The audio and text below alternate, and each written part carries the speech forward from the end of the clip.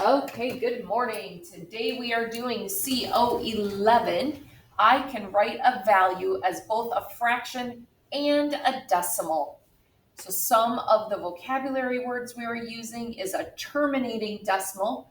That is a decimal that has a final digit. So your decimal ends. There's an end point. A repeating decimal is a decimal that has one or more digits that repeat on and on and on, and it does not end. So a fraction AB, so A over B, is equivalent to A divided by B. So that fraction bar is actually a division bar. And you can use this relationship to write any fraction as a decimal by dividing the numerator by the denominator. So we have 3/10. Of course, my pen isn't going to work for me at this moment because that's just how it is. So let me recalibrate real quick. And as I'm doing that, see if you can figure out what that decimal point is if we divide that numerator by the denominator. So we have 3, oops, there it is, divided by 10. So that fraction bar is our division bar. So we can come over to the side and do 3 divided by 10. We know 10 can't go into 3, so we put a 0 up there. And then we put our decimal point, and we can add zeros as they're needed. So 10 can't go into 3. Can 10 go into 30? 10 can go into 30 3 times. 3 times 10 is 30. So that's where we end. So 3/10 is the same as saying 3 or 0.3. Some of us also know that when we have that 10 as our denominator, when we say 3/10, we know that's the same as 0.3, because if we were to read this decimal point, we would say it's 3/10. So sometimes you might be able to do that mental math if you just are comfortable with knowing those decimals. Sometimes you want to do the long division to figure it out. So our next one is 17 over 200. This one, we have to do our long division. 17 divided by 200. Well, we know 200 can't go into that 17, so that's why we have that 0 there, and we bring that decimal point in. So I'm going to bring in some zeros to see how far we need to go. How many times can 200 go into 170? It can't go into 170 yet, so we're going to put a 0 there. Now we're going to look at 1,700. Well, the 2 can go in there 8 times. 8 times 0 is 0. 8 times 0 is 0. 8 times 2 is 16. So 0 minus 0, 0. 0 minus 0, 0. 7 minus 6 is 1. So now I'm going to bring down this next 0. And 200 can go into 1,000 5 times. 5 times 0, 0. 5 times 0, 0. 5 times 2 is 10. If I subtract all that, I get to my 0, so I can stop doing my math. And my answer is 0.085. So that's how we can convert that fraction into our decimal point. Our next one is 3 4/5. So for this one, we know that our 3 is the whole number, so that's going to be the beginning of our decimal point answer. So we can just move that 3 over right away because the whole number is going to stay a whole number.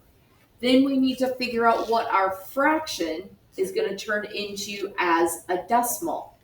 So we can say 4 divided by 5. 5 cannot go into the 4, so we get our 0 with our decimal point. How many times can 5 go into 40?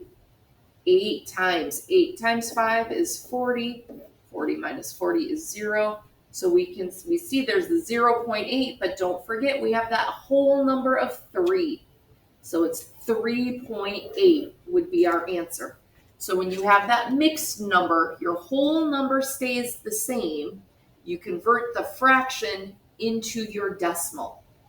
Another way to do it would be, like I said over here, 3/10 was 0.3. We could say convert our 4/5 to getting that tenth on the bottom.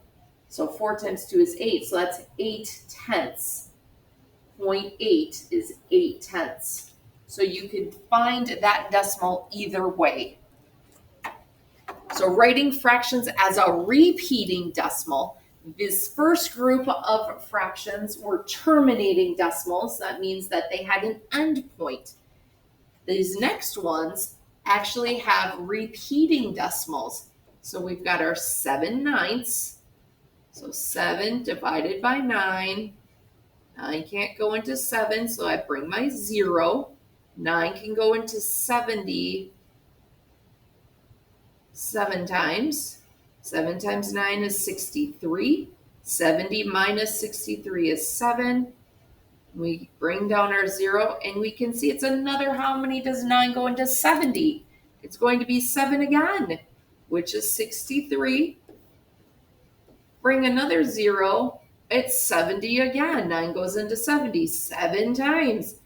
And this is going to keep going on and on and on and on. And we don't want to have to write it all that much. So what we do is we just say 0.7 and we bring that line across the top. And that line means that is repeating. So what is repeating is just the 7. So that line is just over the 7. So that's how we write our repeating decimal.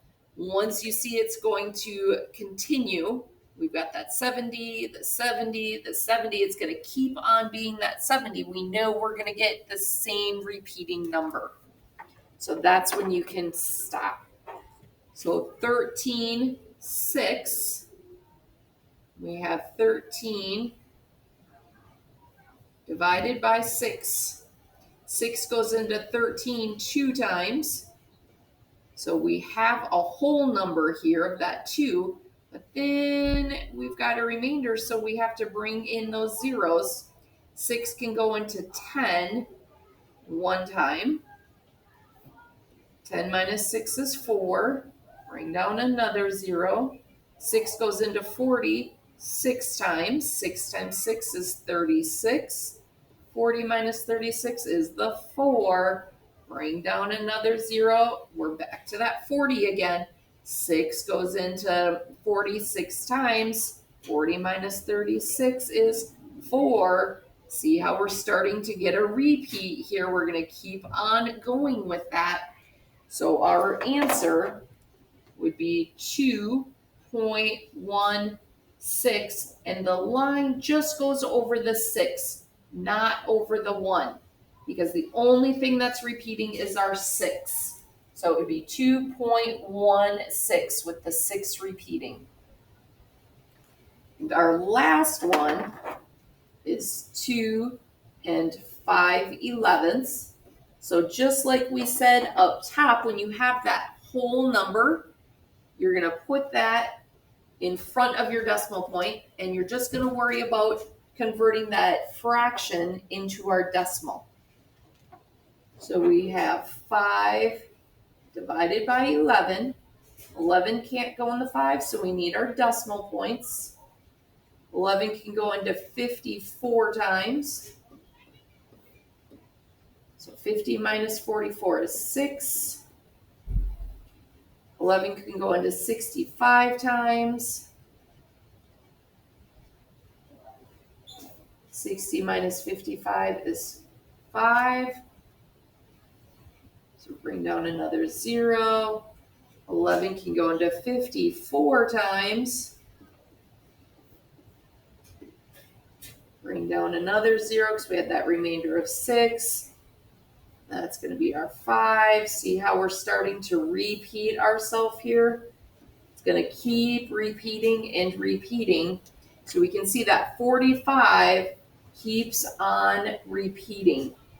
Oops, that was supposed to be a 5. So that 45 keeps going on and on and on. So our answer would be 45 with that line going over both numbers, since that is what is repeating. So if you get a repeating decimal, you don't have to keep writing it on and on and on and on. You can just write the bar over the number or numbers that repeat. So now we want to be able to do it in reverse. We talked about how to do a fraction, turn it into your decimal. Now we need to turn that decimal into a fraction. So if we have 0.4, we call that 4/10. So we can write it as 4/10. And then we always want to simplify. What can we divide out of the 4 and the 10? We can divide a 2 out of both. 4 divided by 2 is 2. 10 divided by 2 is 5. So 4/10 is the 2/5 fraction. We look over at number 2, we have a whole number of 2. And then it says 0.65, and we read that as 65 hundredths because we know with our decimals that first spot is the tenths. So that's why we put a 10 under there. So here we have the tenths, and then the second spot is the hundredths. So that means it would be 65 hundredths. So you really have to remember those place values of our decimal points. So again, we need to simplify. We can't just put 65 hundredths. We want to get it to the smallest fraction we can.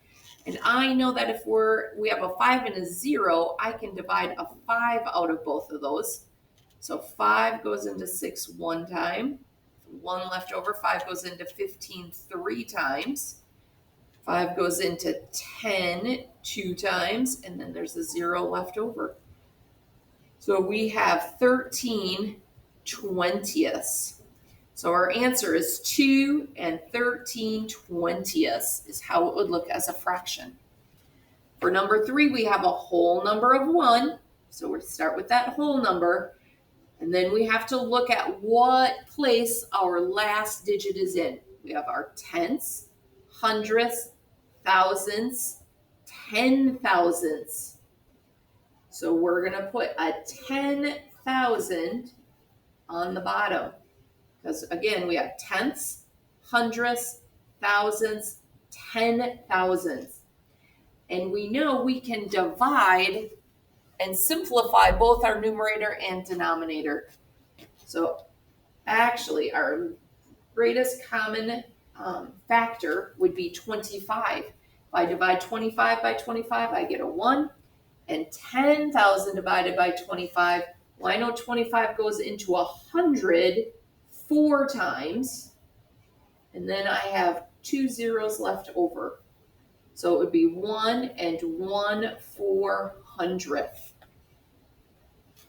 So when you are putting decimals into fractions, you want to read that decimal out as it would, as with the place values. Don't just say 0.4. You want to say it's 4/10 because it ends in the tenths place. So when you say 4/10, it's telling you what the fraction looks like. Here would be 65 hundredths. So we know it's 65 over 100.